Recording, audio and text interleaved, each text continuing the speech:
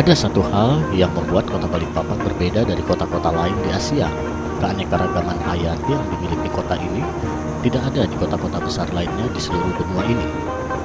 Kita seharusnya bangga karena memiliki wilayah hutan hujan primer dan kawasan teluk yang memiliki beragam habitat ekosistem berupa terumbu karang dan padang lamun. Selain itu, kawasan hutan mangrove yang menjadi rumah bagi 100 lebih spesies mamalia, termasuk di dalamnya 10 spesies primata seperti monyet bekantan dan beruang madu, dan hampir 300 spesies burung, serta lebih dari 1000 jenis pohon, menjadi salah satu populasi terbesar yang sangat langka, yang kesemuanya ini sebagiannya masih dapat kita temukan di Teluk Balikpapan.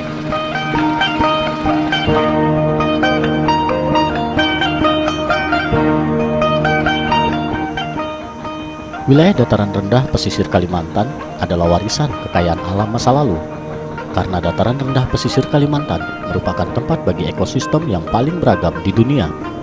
Tapi, saat ini hanya tinggal beberapa bagian dari kekayaan masa lalu ini yang masih tersisa.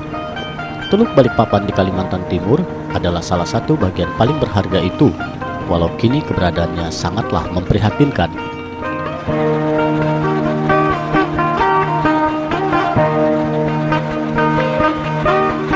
Keberadaan industri dan infrastruktur yang berkembang dengan pesat mengakibatkan keberadaan habitat serta ekosistem di kawasan ini terlihat bagai lukisan tanpa warna.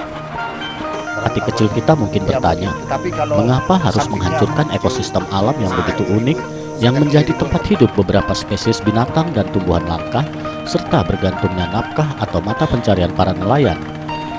Jika kita ketahui, kawasan Teluk Balikpapan merupakan sistem sirkulasi air yang relatif tertutup dan memiliki sirkulasi air yang sangat terbatas dengan perairan terbuka di Selat Makassar.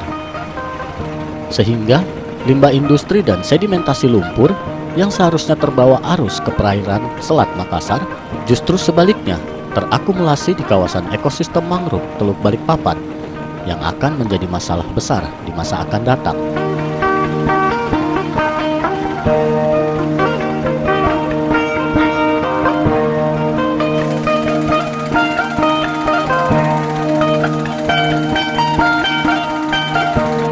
Tercatat, deforestasi ini dapat meningkatkan jumlah sedimen sebesar 7 ton per hektar per tahunnya, serta keberadaan praktek ilegal yang berkelanjutan dengan mereklamasi hutan mangrove sebagai lahan atau kawasan industri bisa membawa tambahan tiap ton sedimen lumpur ke dalam air, dan akan meningkatkan dampak besar bagi terumbu karang yang ada.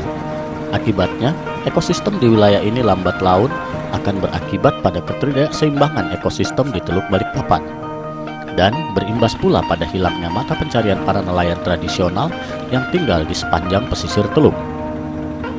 Bukankah lebih baik jika pembangunan sebagai kawasan industri bisa lebih bijak terhadap alam tanpa harus mengorbankan alam dengan merebut hak hidupnya?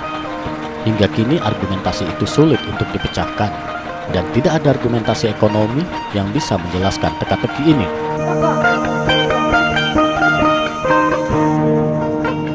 Memang, tidak ada argumen ekonomi yang masuk akal bila ditinjau dari sudut pandang ekologi.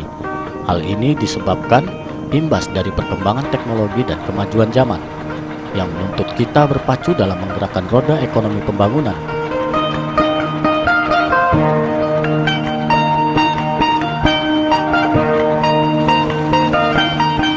Tetapi bukan dengan cara seperti ini.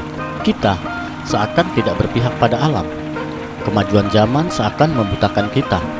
Betapa kita telah membuat alam nan indah dari karunia Tuhan ini harus menanggung beban berat dari keegoisan kita.